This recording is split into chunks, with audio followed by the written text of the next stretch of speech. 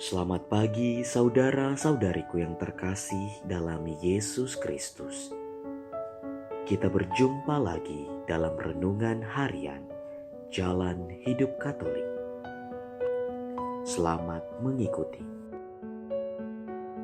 Renungan Hari Rabu dalam Oktav Paskah tanggal 20 April 2022.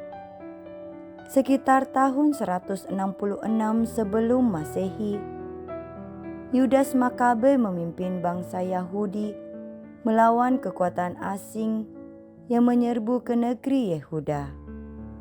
Pada pertempuran di Emmaus yang terletak 30 km barat laut Yerusalem, Yudas Makabe dan pasukannya berhasil mengalahkan bala tentara asing itu. Kemenangan itu membuat Emmaus menjadi tempat dan lambang dari kejayaan Mesias. Kenangan mengenai Emmaus zaman Makabe ini membuat bangsa Yahudi, khususnya ketika dijajah dan dibuang, tetap percaya dan punya harapan pada kedatangan Mesias yang sejati di masa depan. Penginjil Lukas melalui perikop Lukas ayat 24 pasal 13-35 menggunakan ingatan mengenai nama Emmaus zaman Makabe untuk mengisahkan sebuah katekese mengenai iman kebangkitan Yesus kepada dua orang murid, salah satunya bernama Kleopas. Pada zaman dulu, banyak desa dan tempat di Palestina dinamai Emmaus, artinya mata air panas. Emmaus pada Lukas 24 ayat 13.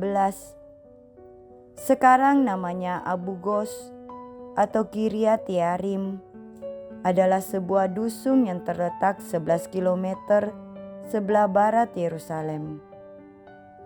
Di Emmaus yang baru itulah Mesias yang sejati dikenal. Pengenalannya melalui sebuah proses katekese yang diberikan oleh seorang kawan seperjalanan kepada Kleopas dan teman satunya. Pada awalnya, dua orang murid itu diajak untuk merefleksikan kembali apa yang sudah mereka lihat dan alami bersama dengan Yesus. Kemudian, mereka diminta untuk menghadapkan refleksi mereka itu dengan sumber-sumber kepercayaan sejati dalam kitab suci, mulai dari kitab-kitab Musa dan segala kitab nabi-nabi. Kedua murid itu diajak untuk berdialog dengan sabda Allah. Hasilnya, hati mereka berkobar-kobar, mata mereka terbuka dan mengenali Yesus yang bangkit melalui perayaan Ekaristi. Mesias yang sejati telah mereka temukan di Emmaus baru. Dari Emmaus baru itu, mereka kembali ke Yerusalem, pusat Yudaisme, untuk mewartakan peristiwa kebangkitan ke seluruh dunia. Emmaus baru adalah pangkalan dari sebuah misi untuk mengganti the culture of death yang berbentuk perang, kerusuhan, aborsi, kebencian, ketidakadilan, dosa dan kemiskinan menjadi sebuah kehidupan baru yang abadi.